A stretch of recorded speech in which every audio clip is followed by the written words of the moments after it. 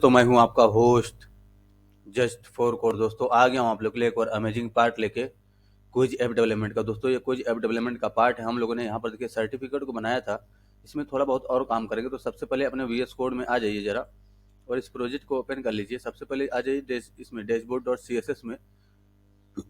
नीचे देखिए certificate main कहीं लिखा होगा, सर्टिफिकेट मेन है ना, ये है। इसमें जो है जरा बॉर्डर लगाइए, बॉर्डर 10 पिक्सल ग्रुप है ना, ग्रुप देना इस तरीके से, और स्लेट ब्लू 10 पिक्सल ग्रुप देना है और स्लेट ब्लू कलर देना है। ठीक है, ये वाला कलर। तो अब ऐसा करने से क्या होगा, देखिए इसमें जो बॉर्डर नहीं था, अब इसमें बॉर्डर आ जाएगा। इस तरीके का बॉर्डर आ गया। ठीक है, ये हो गया। अब हमें क्या करना है, इसको यहाँ पर हमें कट का यानी कि क्रॉस का सिंबल देना है। तो यहाँ पर आइए जरा dashboard.html में देखिए हमारा सर्टिफिकेट किधर है, सिग्नेचर बॉक्स हो गया। ये हमारा सर्टिफिकेट मेन बॉक्स किधर है, सर्टिफिकेट का ये है ना, ये रहा सर्टिफिकेट मेन बॉक्स। यहाँ पर आइए, एक बटन बनाइए इस तरीके से। इसमें क्लास दे दीजिए BTN, इसमें क्लास आपको देना है BTN। ठीक है, उसके बाद आपको इसमें देना है सर्टिफिकेट इस तरीके से देना, सर्टिफिकेट -BTN, ये भी क्लास साथ में देना है। उसके बाद इसमें आइकन शुरू करना है इस तरीके से, फा क्लोज वाला, या फिर सॉरी क्लास लगाना है फा हाइफन टाइम्स हाइफन सर्कल, है ना, ये वाला क्लास देना है आपको, सर्कल सर्कल। ओहो, इसमें कुछ छूट गया, सर्कल सी रहेगा। ठीक है, फा हाइफन टाइम्स हाइफन सर्कल, ये वाला क्लास देना है। यहाँ पर आकर रिलोड करोगे तो देखिए यहाँ पर ऊपर में ये आइकन दिखेगा, ये है ना, यहाँ पर दिखा। इसको हमें पोजीशन से अनलॉक रखना है। तो ये हमने अभी इसमें जो क्लास लगाया सर्टिफिकेट BTN है ना, इसको कॉपी करिए, certificate hyphen close hyphen BTN ऐसे दीजिए, certificate hyphen close hyphen BTN है ना, ताकि यही रहे, पता चले हमसे। कॉपी करेंगे Ctrl+C करके और डैशबोर्ड में आ जाइए। बस नीचे यहीं पर कहीं पर भी काम कर दीजिए। इस तरीके से इसको सेलेक्ट कर लीजिए। तो सबसे पहले डॉट मेन सर्टिफिकेट को सेलेक्ट कर लीजिए, सर्टिफिकेट मेन को इस तरीके से सेलेक्ट कर लीजिए। उसके बाद आपको इसको सेलेक्ट करना है, इस तरीके से सेलेक्ट करके पोजीशन इसका एब्सोल्यूट कर दीजिए, पोजीशन एब्सोल्यूट एंड राइट 0 इस तरीके से डिफाइन करिए, राइट 0 इस तरीके से राइट 0 करेंगे तो देखिए ये यहाँ पर आएगा। इस तरीके से रिलोड करेंगे जब, तो ये यहाँ दिखा। इसका हम फॉन्ट साइज और कलर चेंज करेंगे। तो फॉन्ट साइज हम इसका डिफाइन कर देते हैं 30 पिक्सल है ना, और कलर जो है इसका व्हाइट कर देते हैं, कलर FFF, ये व्हाइट कलर दिया मैंने। रिलोड करूंगा इस तरीके से तो देखिए ये ऐसा दिखा। इसमें जो डिफॉल्ट इसका वो है ना, इसको भी हम लोग होवर जो आता है डिफॉल्ट, उसको हटाएंगे। कॉपी करिए इसको Ctrl+C करके, कंट्रोल भी इसके नीचे करिए और यहाँ पर होवर इस तरीके से डिफाइन करिए। और यहाँ पर आपको क्या करना है, इसमें जो है होवर करने पे कलर भी इसका वैसे ही रहेगा, यानी कि व्हाइट ही रहेगा। ठीक है, तो इस तरीके से व्हाइट कर दीजिए। या आपको अगर कोई दूसरा कलर देना है तो वो कलर कर दीजिए। ये देखिए अब ये व्हाइट ही रहेगा। ठीक है, इसको थोड़ा सा ऊपर करेंगे, यानी कि ऊपर की तरफ, ताकि ये कट जाए।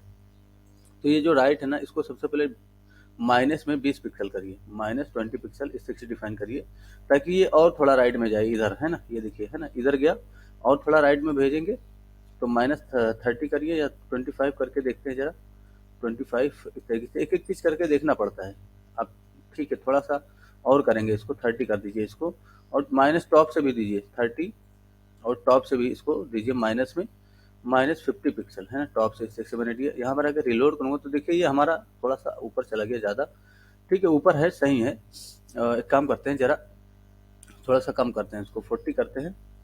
ठीक है, रिलोड करेंगे इस तरीके से, देखेंगे हाँ ये ठीक है यहाँ पर। ठीक है, बस यहीं पर रहेगा। थोड़ा सा इसको हम मॉडल को नीचे करेंगे। तो मॉडल को नीचे करने के लिए आपको कुछ नहीं करना, ये देखिए यहाँ पर डिफाइंड होगा ऊपर में, यहाँ पर है ना, ये है हमारा।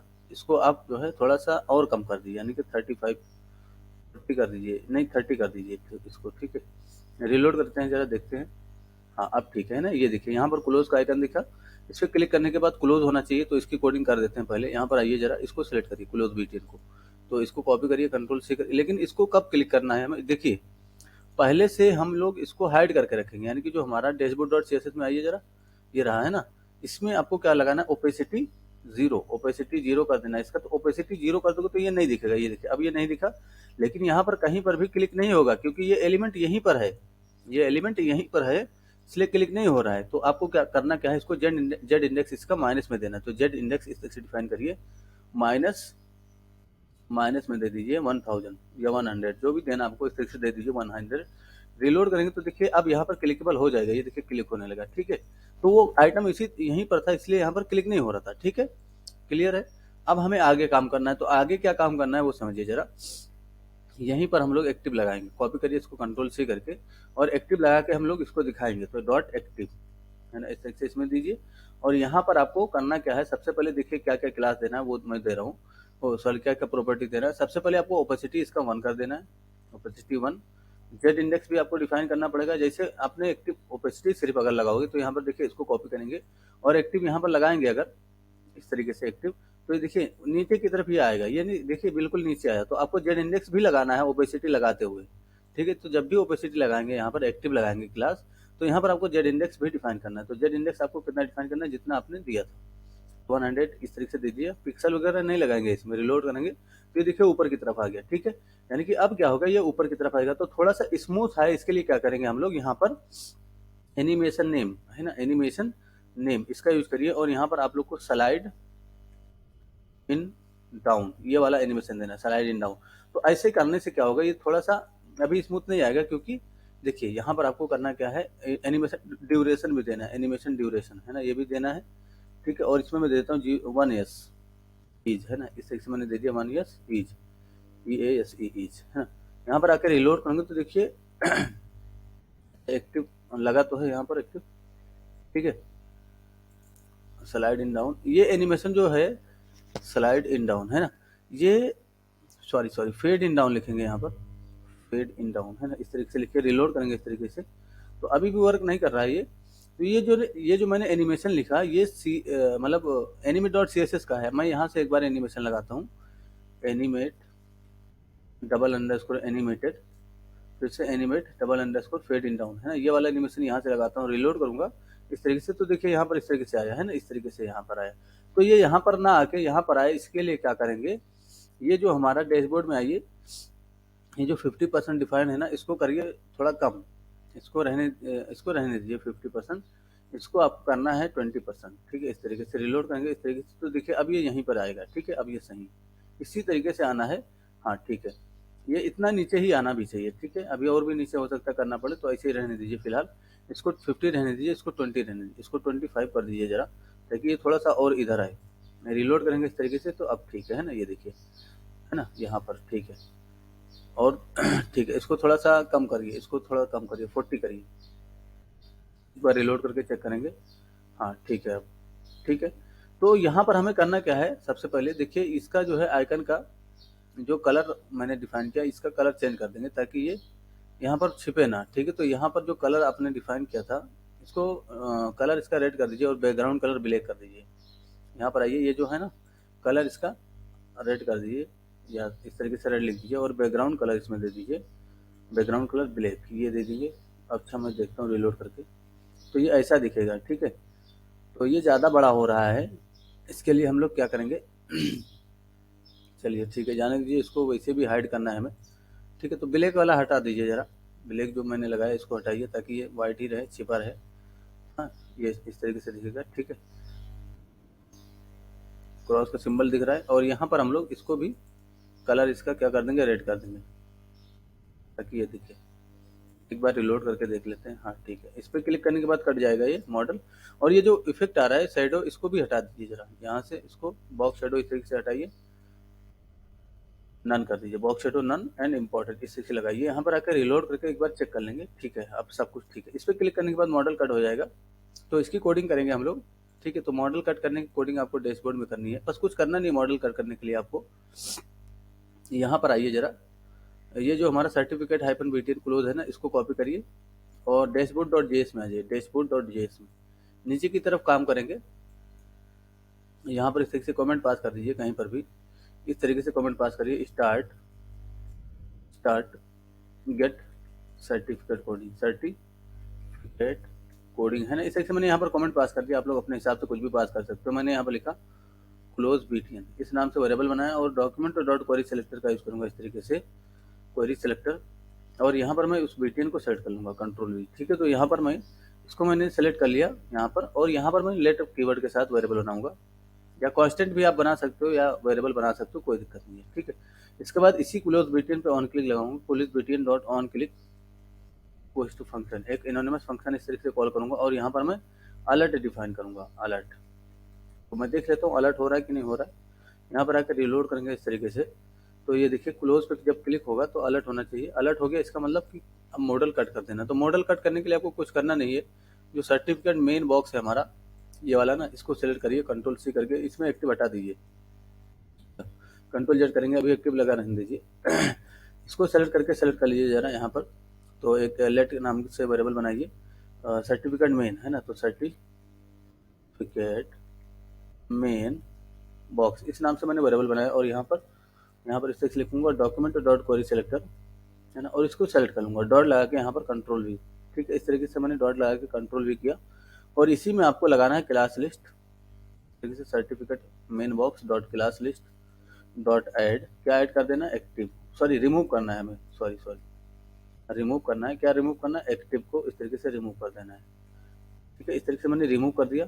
यहाँ पर आकर रिलोड करके एक बार चेक कर लेंगे। इस पर मैंने क्लिक किया तो ये देखिए हमारा कट गया। अच्छा, हाँ, इस पर मैंने क्लिक किया तो कट गया, लेकिन यहाँ पर एक्टिव को तो मैंने रिमूव कर दिया। यहाँ से एक्टिव हटा देंगे जरा, फिर से एक बार रिलोड करके एक बार चेक करेंगे। तो अभी तो ये पीछे की तरफ क्यों आ रहा है, क्योंकि इसमें जो है ये क्लास लगी हुई है फेड इन डाउन, ये क्लास लगी हुई है ना फेड इन डाउन, इसकी वजह से पीछे आ रहा है। तो इसको भी हटा दीजिए जरा, और यहाँ पर बस एक्टिव लगाइए ताकि ये आगे की तरफ दिखे। रिलोड करेंगे इस तरीके से, तो देखिए यहाँ पर ये दिखा। इस पर जब क्लोज पे क्लिक होगा तो ये चला जाएगा, लेकिन देखिए अभी दिक्कत ये है कि ये इधर दिख रहा है। ठीक है, तो इसमें कोई टेंशन लेने वाली बात नहीं है। हम लोग जब फेड इन डाउन से इसको डाउन करेंगे तो ये इधर ही दिखेगा। ठीक है, अभी आइए जरा, हम लोग फेड इन डाउन से कब डाउन करेंगे इसको, अभी एक्टिव हटाइए, यहाँ से एक्टिव हटा दीजिए। ठीक है, आगे काम करेंगे तब समझ में आएगा, इतना रहने दीजिए बस। यहाँ पर आइए, अब हमें सर्टिफिकेट यानी कि यहाँ का डेटा उठाना है, यानी कि जो हमारा यहाँ पर ये दिखे ना, यहाँ पर लिखा हुआ इंटर एनरोलमेंट नंबर, यहाँ से जैसे कोई इंटर करेगा तो उसका डेटा निकालेंगे। ठीक है, तो ये देखिए यहाँ पर क्लिक करने के बाद, यानी कि इस पर क्लिक होगा तब हम डेटा निकालेंगे। तो जरा इसमें आइए, और ये जो फॉर्म है यहाँ पर यहाँ पर आइए जरा डैशबोर्ड डॉट HTML में, और इसके ऊपर ही फॉर्म होगा, ये वाला रो ओपन कर लीजिए जरा, और फर्स्ट वाला अकॉर्डियन ओपन करिए, इसके अंदर से ये वाला अकॉर्डियन, और यहाँ पर देखिए लिखा हुआ एंटर योर एनरोलमेंट है ना, ये है ये वाला फॉर्म, इसमें क्लास दे दीजिए जरा। इसमें आपको देना ध्यान से certificate form, certificate hyphen form, मैंने इस तरीके से क्लास दे दिया। और इसको कॉपी कर लूँगा, कंट्रोल सी किया मैंने, यहीं से कॉपी किया, और यहाँ पर आके मैं इसको सेलेक्ट करूँगा। तो यहीं पर मैं सेलेक्ट कर लेता हूँ, लेट लगा के सर्टिफिकेट फॉर्म है ना, इस तरीके से मैं क्लास बनाता हूँ, सर्टिफिकेट फॉर्म, इस नाम से मैं वेरिएबल बनाया, और डॉक्यूमेंट डॉट क्वेरी सिलेक्टर का यूज करूँगा। इस तरीके से क्वेरी सिलेक्टर लिखूंगा, और यहाँ पर मैं उसको सेलेक्ट कर लूँगा, डॉट लगा के कंट्रोल वी, इसको मैंने सेलेक्ट कर लिया। ठीक है, अब हमें करना क्या है, इसी फॉर्म को सबमिट करने पे काम करना है। ठीक है, तो यहाँ पर जरा इस तरीके लिखिए क्लोजिंग मॉडल कोडिंग है ना, इस तरीके से लिख दीजिए कुछ भी कमेंट, और यहाँ पर लिखिए start getting result from dB यानी डेटाबेस। ठीक है, चलिए इतना अपने शब्दों में मैंने लिख दिया। अब यहाँ पर क्या करना है, ऑन सबमिट किस पे, सर्टिफिकेट फॉर्म जब हमारा ऑन सबमिट होगा, on submit equal to function तरीके से डिफाइन करेंगे एक फंक्शन, और यहाँ पर इवेंट को रिसीव करके इस तरीके से डिफाइन करेंगे ई डॉट प्रिवेंट डिफॉल्ट, यानी कि जब ये मतलब जब ये सबमिट होगा तो इसका डिफॉल्ट बिहेवियर बंद हो जाएगा और अलर्ट हो जाएगा यहाँ पर। ठीक है, तो अलर्ट ना करके मैं एक फंक्शन बना लेता हूँ, गेट रिजल्ट, इस नाम से मैंने फंक्शन बनाया, गेट रिजल्ट है ना, इस नाम से मैंने फंक्शन बनाया, और इसको मैं गेट यूजर रिजल्ट कर देता हूँ जरा, इसको गेट यूजर रिजल्ट, इसको मैं यहाँ पर कॉल करूँगा नीचे, यानी कि इसकी डिफिनीशन मैं यहीं पर करता हूँ, इसके नीचे ही जस्ट। ठीक है, तो यहाँ पर मैं गेट यूजर रिजल्ट को इस तरीके से कॉल कर लूँगा, और यहाँ पर मैं यहाँ पर अलर्ट डिफाइन करूँगा, सॉरी फंक्शन बनाना पड़ेगा हमें, सॉरी ये तो हमने यहाँ पर कॉल किया, और डिफिनीशन हम लोग इसकी यहाँ करेंगे। ठीक है, तो एक फंक्शन बनाइए इस तरीके से गेट यूजर रिजल्ट नाम का, तो आप कांस्टेंट भी बना सकते हो, फंक्शन भी बना सकते हो। तो कांस्टेंट के साथ बनाना है तो इस तरीके से लिखिए गेट यूजर रिजल्ट है ना, इस तरीके से, और यहाँ पर इस तरीके से बनाइए एरो फंक्शन। ठीक है, इस तरीके से बना सकते हो। अलर्ट लिखोगे तो वो वहाँ पर कॉल्ड है, जैसे सबमिट होगा ये अलर्ट हो जाएगा। तो यहाँ से मैं लिख देता हूँ सक्सेस, ताकि पता चले कि यही वाला अलर्ट आ गया हमारा सक्सेस आके। एक बार रिलोड करके यहाँ पर क्लिक करके चेक कर लेंगे। यहाँ पर आइए, यहाँ पर क्लिक करके चेक करिए, देखिए सक्सेस का मैसेज आया, इसका मतलब हम इस पर क्लिक कर पा रहे हैं। ठीक है, सबसे पहले क्लिक करते ही हमें ये इनपुट फील्ड चेक करना है, एम्प्टी तो नहीं है। तो इनपुट फील्ड को भी निकाल लीजिए जरा, ये फॉर्म है, इसी के नीचे एक वेरिएबल बनाइए CIR इनपुट, है ना, इस तरीके से डिफाइन कर दीजिए। और यहाँ पर डॉक्यूमेंट नहीं, फॉर्म यानी सर्टिफिकेट फॉर्म के अंदर से, तो certificate form dot query selector इस तरीके से डिफाइन करिए और इनपुट को सेलेक्ट करिए। तो इसमें एक ही इनपुट है, इसलिए यहाँ पे इनपुट डायरेक्ट लिख देंगे। अब यहाँ पर आपको इस तरीके से कंडीशन पास करना है, if CIR input dot value, CIR input dot value is not equal to null, is not equal to, sorry null बोल रहा हूँ मैं, एम्प्टी, अगर एम्प्टी के बराबर नहीं है तो अलर्ट में सक्सेस, इस तरीके से लिखो जरा यहाँ पर, अलर्ट में सक्सेस, ठीक है, इस तरीके से मैंने लिख दिया सक्सेस। और एल्स इसका क्या हो जाएगा, एल्स इसका हो जाएगा अलर्ट में फेल्ड, ठीक है। तो अलर्ट में ना लिखे मैं सोयल अलर्ट देता हूँ यहाँ पर, तो ऊपर से देखूंगा कहीं से सोयल अलर्ट, ये रहा, इसको कॉपी करिए Ctrl+C करके और यहाँ पर पेस्ट कर दीजिए इस तरीके से, ठीक है। तो यहाँ पर हो जाएगा inter input field is empty, इस तरीके से लिखिए, इनपुट फील्ड इज एम्प्टी, है ना, मैंने इस तरीके से लिख दिया एम्प्टी, ठीक है, यहाँ पर एम्प्टी लिख दिया। और प्लीज इंटर एनरोलमेंट फर्स्ट, इस तरीके से मैंने लिख दिया यहाँ पर फर्स्ट, ठीक है, वार्निंग का आइकन आएगा। अभी देखिए बिना लिखे कोई आगे बढ़ेगा, यहाँ पर जैसे बिना लिखे मैं आगे क्लिक करूंगा तो यहाँ पर ये मैसेज आएगा, इनपुट फील्ड इज एम्प्टी। अगर मैं कुछ लिख दूंगा इसमें तो इस पर क्लिक करूंगा तो देखिए सक्सेस का मैसेज है। अब यहाँ पर जो टाइप होता है जैसे 1 2 3 4 5 6, है ना, ये टाइप हुआ। तो जरा डेटाबेस में देखिए इस ऐसे ही कुछ हमारा बनता है, यानी कि जो रिजल्ट वाला की होगा ऐसे ही हमारा बनेगा। तो देखिए जैसे ये वाला है, किसी का इनरोलमेंट 1 2 3 4 5 6 7 है, उनका की कैसे बना, ब्रांड कोड, उसके बाद इनरोलमेंट नंबर, उसके बाद अंडर उसको रिजल्ट। तो यही चीज हम लोग ढूंढेंगे। तो जैसे ही इनपुट होगा यहाँ पर ये वाला निकालेंगे और ढूंढेंगे, ठीक है। तो यहाँ पर आइए जरा एक और कंडीशन पास करिए, if local storage dot gate item, local storage dot gate item कौन सा की है हमारा, पहले ब्रांड कोड लिखेंगे इस तरीके से, उसके बाद प्लस लगा के अंडरस्कोर, क्या किसकी वैल्यू, CIR इनपुट की वैल्यू। तो इसमें वो इनपुट वो डेटा आएगा जो एनरोलमेंट का होगा, ठीक है। तो डॉट वैल्यू भी लगाइए, सॉरी वैल्यू इस तरीके से लगाइए, प्लस लगा के अंडरस्कोर इस तरीके से डिफाइन करिए और यहाँ पर रिजल्ट को भी निकाल लीजिए। तो रिजल्ट इस तरीके से डिफाइन करिए, is not equal to null, is not equal to, इस तरीके से मैंने डिफाइन किया नल। अगर ये नल के बराबर नहीं है तब यहाँ पर काम करेंगे अलर्ट सक्सेस, अलर्ट में लिख देंगे सक्सेस इस तरीके से। अभी यहाँ पर कोडिंग करेंगे थोड़ी देर में, पहले अलर्ट में सक्सेस लिखिए, उसके बाद एल्स इसका क्या हो जाएगा, एल्स इसका हो जाएगा यही वाला वार्निंग, यानी कि कॉपी करिए इसको Ctrl+C करके यहाँ पर पेस्ट कर दीजिए इस तरीके से। यहाँ पर आपको क्या लिखना है, यहाँ पर लिखना है कि नो रिजल्ट फाउंड, है ना, इस तरीके से लिख दीजिए। और यहाँ पर लिख दीजिए देयर इज नो रिजल्ट,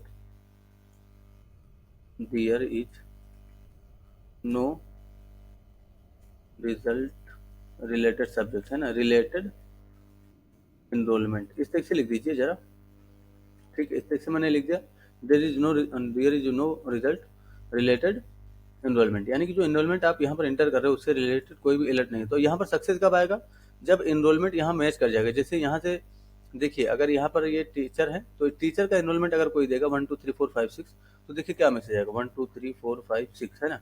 यहाँ क्लिक करेंगे तो देखिए क्या आया, नो रिजल्ट फाउंड। अगर मैं यहाँ से ये वाला SD दे दूँ, मतलब SD ये वाला है ना किसी का, ये देखिए यहाँ पर है ना, इस पर क्लिक करोगे तो देखिए यहाँ पर सक्सेस का मैसेज है। अगर आप यहाँ पे 1 2 3 4 5 दोगे, 1 2 3 4 5 यहाँ क्लिक करोगे तो देखिए ये इसका भी रिजल्ट नहीं है, ठीक है। अगर हम लोग ये वाला दें 1 2 3 4 5 6 ये वाला दें तो यहाँ पर आपको देखिए क्या देखने को मिलेगा, यानी सॉरी ये देखिए 1 2 3 4 5 6 7 8 9, 1 2 3 4 5 6 7 8 9 ये वाला देंगे, क्लिक करेंगे तो देखिए सक्सेस, यानी कि इनका रिजल्ट है।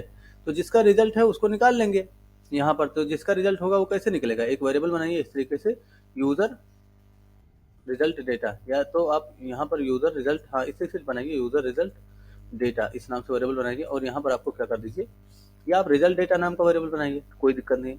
लोकल स्टोरेज के ही अंदर से निकालना है, लेकिन जेसन डॉट पार्स करके निकालना है। तो जेसन डॉट पार्स कर लीजिए और local storage dot gate item, local storage dot gate item क्या देंगे हम लोग, वही की देंगे, ब्रांड कोड सबसे पहले, उसके बाद प्लस लगा के अंडरस्कोर को कॉन्केट करेंगे, उसके बाद प्लस लगा के इस तरीके से यहाँ पर हम लोग सब्जेक्ट देंगे। तो सब्जेक्ट कैसे देना है, बस CIR इनपुट की value, CIR input dot value इस तरीके से डिफाइन कर देंगे, ठीक है। तो CIR इनपुट डॉट वैल्यू, है ना, इस तरीके से लिखेंगे।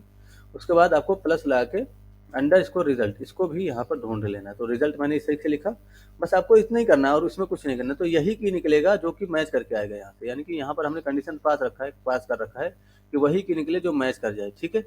बस यहाँ पर वही डेटा आएगा। इसको हटाइए जरा, ये मैंने क्यों लगा दिया यहाँ पर, ओहो किधर गया, नीचे आ गया। देखिए यहाँ पर आइए, ये रहा है ना, इसको मैंने लगाया जबरदस्ती, ये तो इफ के अंदर थोड़ी नहीं। हाँ, यहाँ पर टर्मिनेट करिए बस, ठीक है, इस तरीके से टर्मिनेट कर दीजिए। अगर आप यहाँ पर कंसोल डॉट लॉग में यूजर डेटा को प्रिंट करोगे, यूजर रिजल्ट डेटा या रिजल्ट डेटा आप यहाँ पर लिख दीजिए। यूजर रिजल्ट डेटा थोड़ा बड़ा वेरिएबल हो जाएगा क्योंकि हमें बार बार इसका यूज करना है।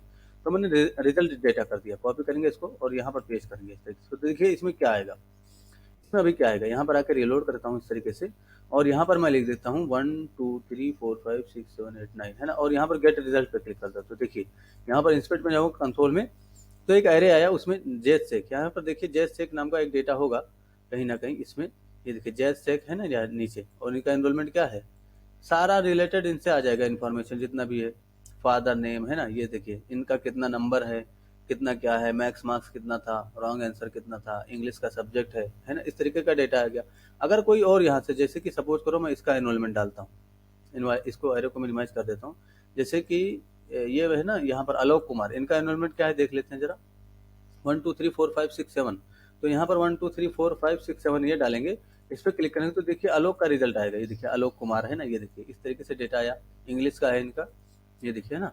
अगर आपको मतलब जो भी यहाँ पर होगा, दो दो सब्जेक्ट में इन्होंने दे रखा होगा, इंग्लिश और ये हिंदी, दोनों में आप इन्होंने रिजल्ट दे रखा है, ठीक है। तो कितना कितना नंबर मिला वो सब मिला इनको। इसी तरीके से अगर इनका और किसी भी में एग्जाम हुआ होगा, यानी कि फिजिक्स में, तो फिजिक्स का बेटी डेटा यहाँ पर दिख जाएगा इनका, ठीक है। तो आई होप समझ में आ रहा होगा। अब हमें क्या करना है, ये तो डेटा हमने निकाल लिया, लेकिन अब हमें मॉडल को ओपन करना है। तो मॉडल ओपन करने के लिए बस कुछ करना नहीं आपको, यहीं पर आइए, यहीं पर इस तरीके से डिफाइन करिए। आपको मॉडल ओपन करने के लिए CIR जो मेन है हमारा, उसमें एक्टिव लगाना है। तो certificate main box dot class list dot add, इसमें क्या ऐड करना है, एक्टिव ऐड करना है इस तरीके से, ठीक है। तो एक्टिव इस तरीके से ऐड कर दीजिए इसमें। अभी जब क्लिक करेंगे हम लोग तो देखिए क्या होगा, यहाँ पर आकर मैंने रिलोड किया और यहाँ पर जाकर मैं इनरोलमेंट डालता हूँ इस तरीके से, और यहाँ पर मैं क्लिक करता हूँ, क्लिक करूँगा तो ये देखिए आया इस तरीके से, लेकिन ये स्मूथ नहीं आया, ठीक है, यानी कि थोड़ा सा स्मूथ आना चाहिए। तो डैशबोर्ड डॉट CSS में आइए जरा, जो एनिमेशन नेम होगा वो स्लाइड इन डाउन रखिए, यानी कि जो हमने एनिमेशन नेम दिया था ना डैशबोर्ड डॉट CSS में, उसमें स्लाइड इन डाउन और ये एनिमेशन ड्यूरेशन देना है आपको, ठीक है, इस तरीके से। देखिए यहाँ पर ये हमारा, यहाँ पर जाके चेक करेंगे 1 2 3 4 5 6 7, है ना, इस तरीके से मैंने दिया, क्लिक करूंगा तो ये देखिए आया डाउन होके। लेकिन ये यहाँ पर क्यों जा रहा है, तो इसका वजह ये है कि यहाँ पर जरा आइए, देखिए यहाँ पर डैशबोर्ड में आइए, और डैशबोर्ड डॉट CSS में आइए जरा, और ये देखिए जरा, ये जो हमने टॉप से 50% और लेफ्ट से इतना किया है, इसको करिए 50%, जरा लेफ्ट से 50% भी कर दीजिए, इसको लेफ्ट से भी। रिलोड करके एक बार चेक कर लेंगे कितना नीचे आया, 1 2 3 4 5 6 7, इस तरीके से क्लिक करेंगे और यहाँ पर ये आया, ठीक है। लेकिन ये इतना ज़्यादा क्यों उधर से आता है, अच्छा ये चीज़ हमने शायद 0 0 कर देना है, 0 करिए इसको और इसको भी 0 कर दीजिए, ठीक है। एक बार रिलोड करके और एक बार चेक कर लेते हैं यहाँ पर 1 2 3 4 5 6 7 क्लिक करेंगे तो ठीक है, यहीं पर आया क्या, यहाँ पर आकर और यहीं पर रुक गया, ठीक है। तो बस कुछ नहीं करना आपको, ये जो है इसको कम करिए, 20% करिए या 25% करिए, ठीक है। तो जैसे पहले था वैसे कर दीजिए, ये 0 0 रहेगा बस, ठीक है। एक बार रिलोड करके चेक करेंगे इस तरीके से, 1 2 3 4 5 6 7 है, यहाँ पर क्लिक करेंगे तो हमारा बिल्कुल सही परफेक्ट आया, ये देखिए इस तरीके से परफेक्ट आया, यानी कि हमारा जो रिजल्ट है वो परफेक्ट आया। इस पर क्लिक करने पे क्लोज होना चाहिए, क्लोज हो गया। यहाँ पर दूसरा रिजल्ट निकालते हैं 1 2 3 8 9, है ना। तो इसमें डेटा जो डायनेमिक आएगा वो हम लोग नेक्स्ट पार्ट में अचीव करेंगे दोस्तों। Thanks for enjoying the education of just for code, see you soon.